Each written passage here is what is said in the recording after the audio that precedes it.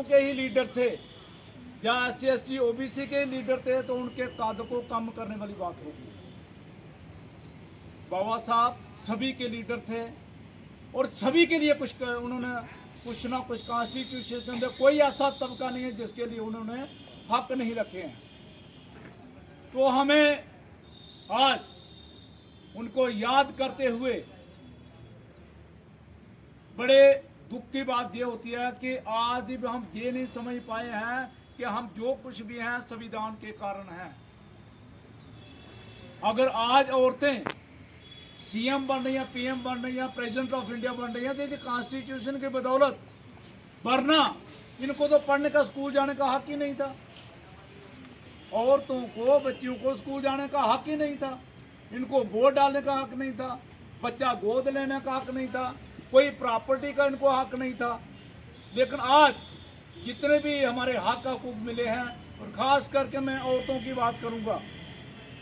औरतें इस देश की सिर्फ दलित महिला ही नहीं, SC ST OBC नहीं, मैं सबूती महिला के लिए बात करूंगा। इस देश की महिला युगों युगों तक बाबा साहब की ऋणी रहेंगी। जो हालत इस देश के अंदर औरतों की जो हुई है, आप अंदर दुनिया के किसी भी देश में किसी भी कोने पर ऐसी हालत नहीं होगी जो इस देश के अंदर हमारी औरतों ने झेली है। औरतों को तो नरक का द्वार कहा गया, औरतों को नरक का द्वार कहा गया। लेकिन बाबा साहब ने क्या किया, सर पर औरतों को हक देकर अपने सर पर बिठाया। ये बाबा साहब के संविधान का कमाल है। इसलिए आज हम इस बात को भूलना नहीं होगा कि बाबा साहब ने हमारे लिए जो हक हमें दिलवाए वो कैसे दिलवाए। आज हमें माता सावित्रीबाई फूले को भी याद करना होगा, आज जिन्होंने बच्चों के हाथ में कलम पकड़ाई। और खास करके माता रमाबाई अम्बेडकर की बात करूंगा कि अगर माता रमाबाई अम्बेडकर ना होती और बाबा साहब इतने पढ़े लिखे इंसान कभी ना बन पाते। बहुत बड़ी त्याग की मूर्ति माता रमाबाई, जिन्होंने अपनी 4 छोटे छोटे बच्चे संतानें खो दी, अल्पाजू में ही चल बसे, उनके दवा दारू नहीं पर कर सके, इतनी गरीबी की हालत में उपले बनाकर बेचकर अपना गुजारा किया। लेकिन बाबा साहब को पीछे मुड़कर नहीं देखने दिया। अगर बाबा साहब पढ़े तो इसके पीछे माता रमाबाई का बहुत बड़ा हाथ है। तो आज हमें माता रमाबाई को छत नमन करते हैं, जिन्होंने बाबा साहब को महान बनाया, इस काबिल बनाया कि भारत का संविधान लिख सके। और संविधान जो है ये दुनिया का सबसे बेहतरीन सबसे बड़ा संविधान है। इतना संविधान दुनिया में किसी के देश का भी नहीं है जो भारत का संविधान है। हमारे लिए जो हक हकूक बाबा साहब ने रखे हैं, तो लिहाजा हमें इस बात के ऊपर सोचना होगा, कि हमें बाबा साहब हमें क्या क्या नहीं देके गए। अपनी सारी उम्र उन्होंने कोई ऐशो आराम नहीं किया, सारी उम्र एक स्ट्रगल लड़ी, एक लड़ाई लड़ी। हमारे लोगों के लिए, हमारे हकों के लिए लड़ाई लड़ी। तो आज बाबा साहब को हम छत नमन करते हैं। करता हूँ और आप सबको जय भीम जय भारत। मैं सुन रहा था जहाँ बच्चों की स्पीच, तो बहुत ही बढ़िया उन्होंने अपना जो उनका लिहाजा था बोलने का, उनका मतलब उन्होंने जो मेहनत की थी उसके पीछे, वो ट्रमेंडस एफर्ट बहुत ही बढ़िया था, मुझे बहुत अच्छा लगा। और इसका श्रेय मैं बसंत साहब को भी देना चाहता हूँ, क्योंकि इन्होंने ये जो अभी इस तरह का बनाया हुआ है, बच्चों को आगे लाते हैं। तो मुझे याद है कि हम लोगों को कभी भी ऐसा स्टेज कभी नहीं मिला जब तक हम लोग अपनी एजुकेशन में थे। तो जैसा बसंत साहब ने बताया कि मैं अभी थोड़े ही मतलब महीनों ही हुआ होगा कि मैं रिटायर हुआ हूँ, और उससे पहले कॉलेज टाइम में बसंत साहब, शिवगोत्रा साहब और मेरे बड़े दूसरे साथी, हम लोगों ने एक इसी मतलब कन्फेडरेशन बनाई थी और हम इकट्ठे चलते थे, इकट्ठे काम करते थे। बाबा साहब के बारे में जितना भी बोला जाए बहुत कम है। उन्होंने पूरा मतलब जैसा जहाँ बातें हुई हैं कि कॉन्स्टिट्यूशन बनाया वो सबके लिए है, वो सिर्फ दलितों के लिए नहीं है, वो सबके लिए है, वो रादर उनके लिए ज़्यादा है। आज आप देखोगे वो जब उनको कुछ नहीं सूझता है तो चुपचाप बैठ जाते हैं। और आज मतलब 72 ईयर्स के बाद भी जो बाबा साहब का कॉन्स्टिट्यूशन है वो उनको राह दिखाता है कि भाई आगे का रास्ता अभी आपने कैसे लेना है। लेकिन इस बात को वो व्याख्यान करना उनके लिए बहुत मतलब उनको बहुत दर्द होता है। तो मैं बस यही कहूँगा कि जैसा हम लोगों को हकूक़ और हम लोगों के जो उन्होंने हमारे लिए जो किया है उसको हम अगर उसको संभाल कर नहीं रख पाए हैं तो ये हमारे लिए एक बार और इसके बारे में सोचने की बात है। कहाँ हमारा हमें कमी रह गई है, बहुत सारी कमियां रह गई हैं। मुझे लगता है कि कहीं ऐसा टाइम ना आ जाए कि जब हम फिर हम सोचेंगे भी तो फिर बहुत पीछे रह जाएंगे। तो मैं यही कहते हुए मैं आप सब लोगों का बहुत बहुत धन्यवाद करता हूँ। जय भीम, जय भारत। पुराने दोस्त हैं और recently as additional director general retire हुए DSI से। तो अब मैं हमारे बीच में श्री बलदेव राज नरगोत्रा जी जो कि एक बहुत ही सुलझे हुए इंसान, वेल अवेकेंड और वो फॉर डेवलपमेंट कमेटी के चेयरमैन भी हैं, मेरी उनसे भी रिक्वेस्ट रहेगी। सबसे पहले तो आज दिल की गहराई अम्बेडकर साहब को दिल की गहराइयों से श्रद्धांजलि पेश करता हूँ। और मुझे लगता है कि आज पूरा देश नहीं पूरी दुनिया जो आज इस देश उनको याद कर रही होगी। अब उनके बारे में कुछ कहना जैसे सूरज को दिया दिखाना है, तो मैं समझता हूँ कि उसके बारे में बहुत सी बातें मेरे साथियों ने की, बच्चों ने बड़ी विस्तार से उसको रखा।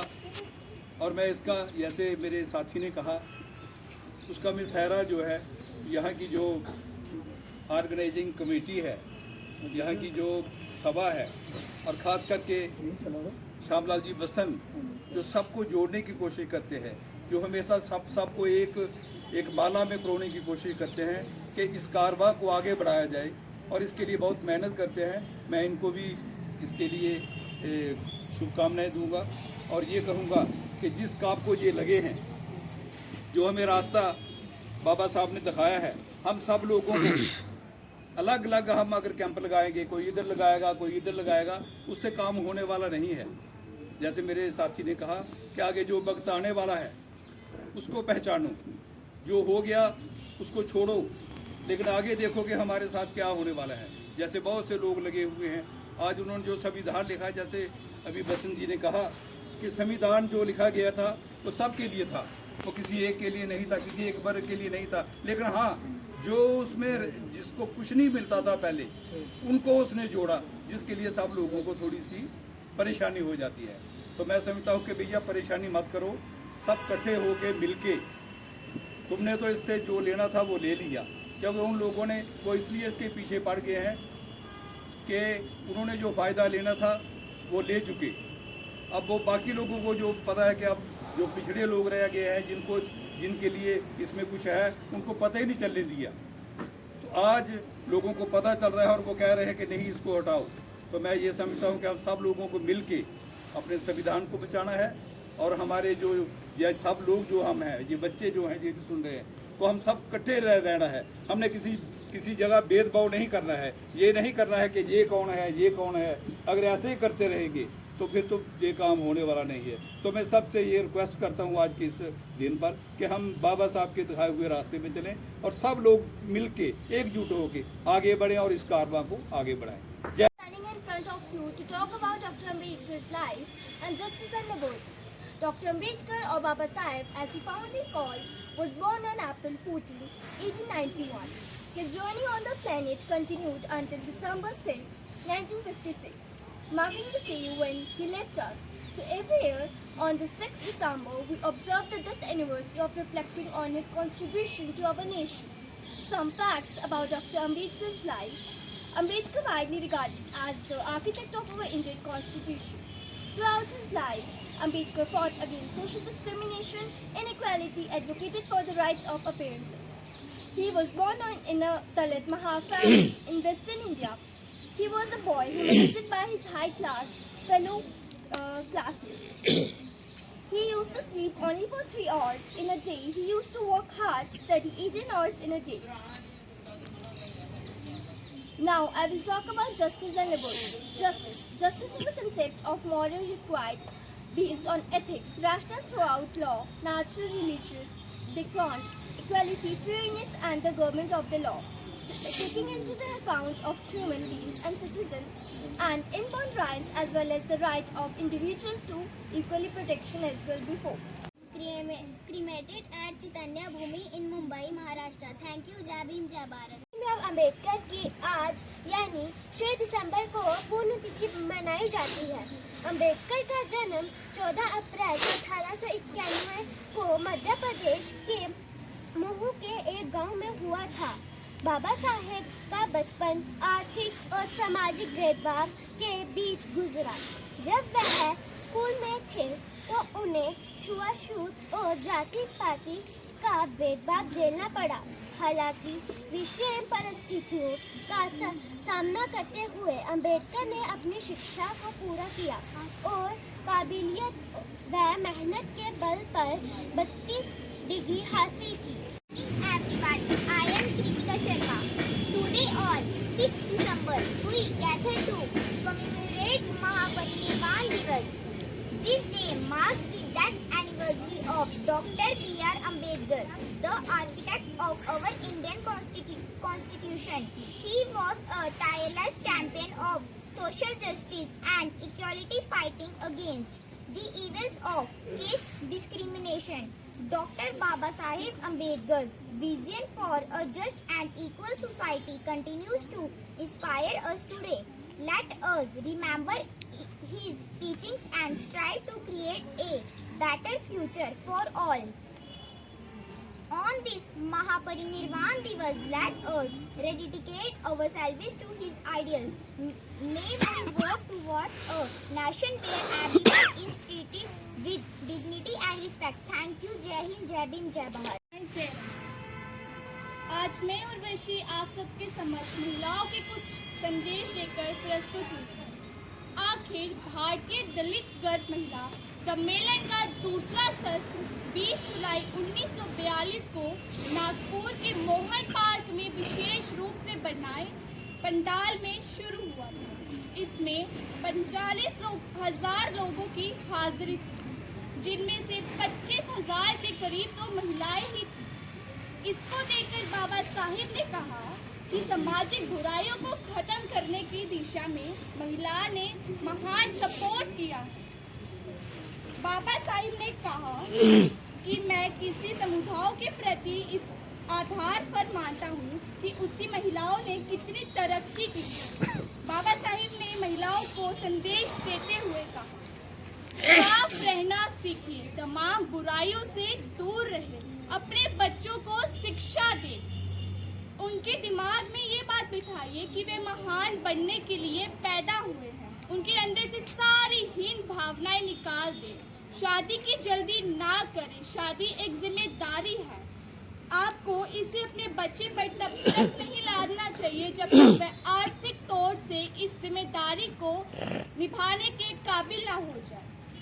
जो लोग शादी करेंगे वह इस बात को ध्यान में रखेंगे, अधिक बच्चे होना अपराध है। माता पिता का कर्तव्य है कि अपने बच्चों को अच्छी शिक्षा दे जैसी उन्हें खुद मिली। सबसे बड़ी बात यह है कि जो लड़की शादी करती है वह अपने पति के साथ खड़ी हो, वह अपने पति और मित्र और बराबरी का दावा करे, वह उसकी गुलामी ना करें। मुझे विश्वास है कि अगर आप इस सलाह पर चलेंगे तो आप अपना और दलित गर्व का मान सम्मान और गौरव बढ़ाएंगे। धन्यवाद। जय भीम। दलितों के नेता नहीं थे, सच बात है।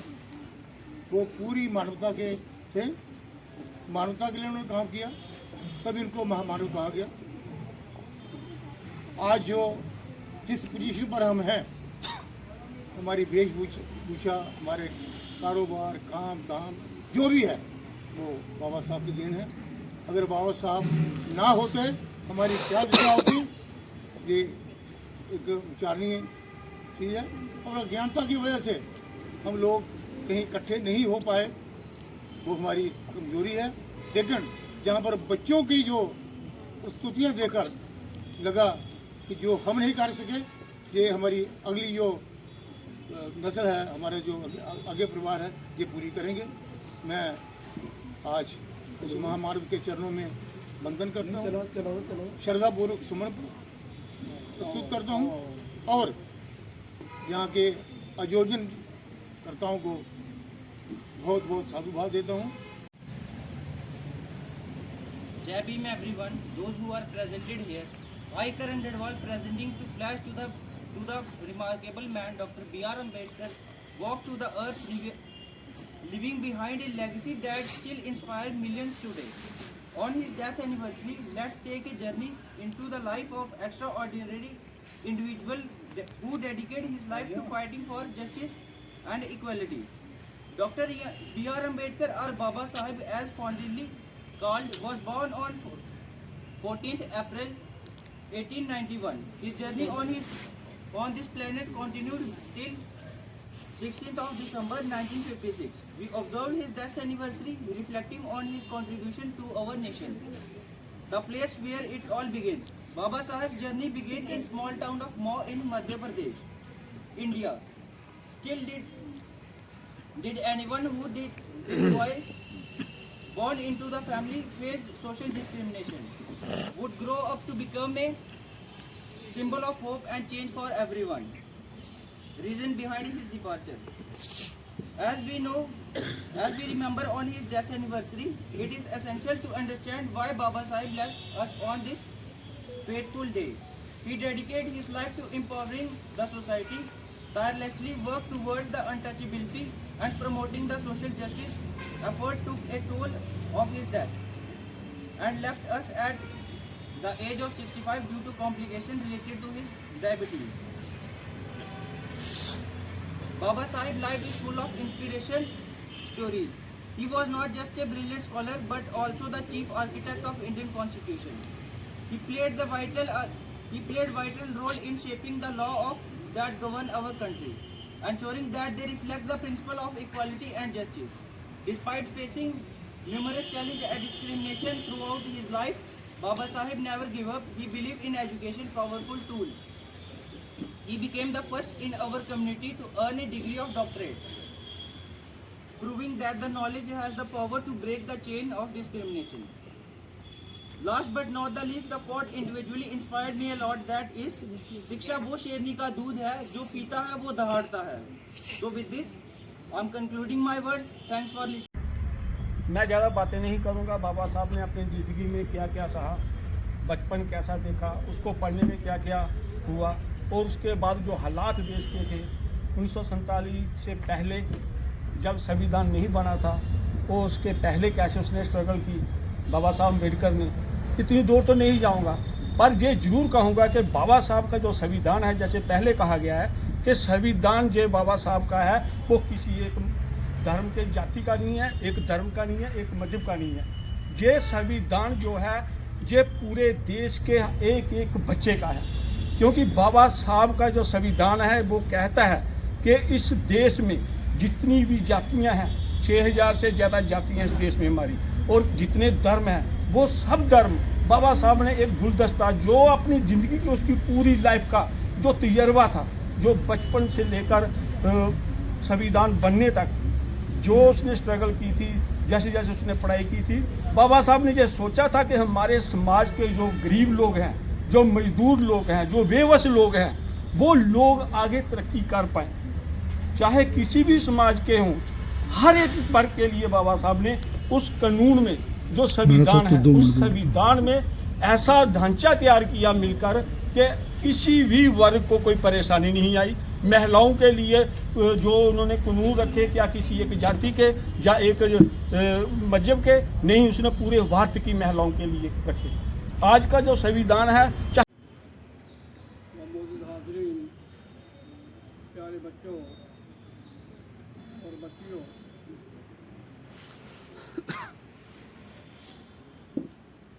मैं थोड़ा लेट आया हूँ। पहले प्रवक्ता ने क्या बोला, उम्मीद है कि उनकी जीवनी पर ही बात हुई होगी।